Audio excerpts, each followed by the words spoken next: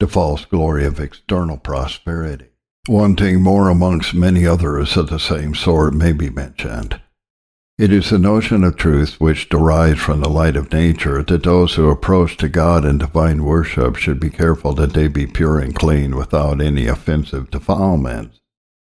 This the heathen themselves give testimony to, and God confirmed it in the institutions of the law. But what are these defilements and pollutions which make us unmeet to approach to the presence of God?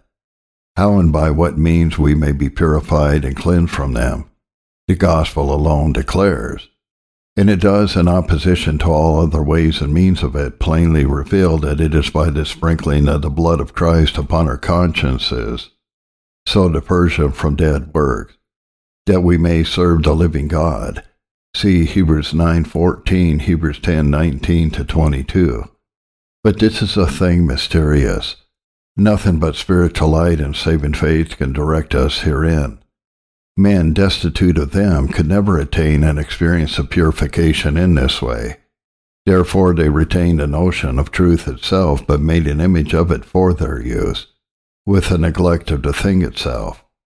And this is the most ludicrous that could be imagined, namely the sprinkling of themselves and others with that they call holy water, when they go into the place of sacred worship, which yet also they borrowed from the pagans.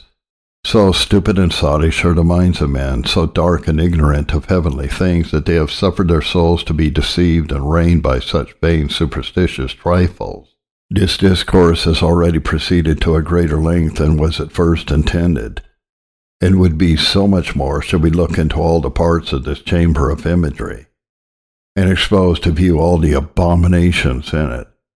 I shall therefore put a close to it in one or two instances wherein the Church of Rome does boast itself as retaining the truth and the power of the gospel in a peculiar manner, whereas in very deed they have destroyed them, and set up corrupt images of their own in their stead.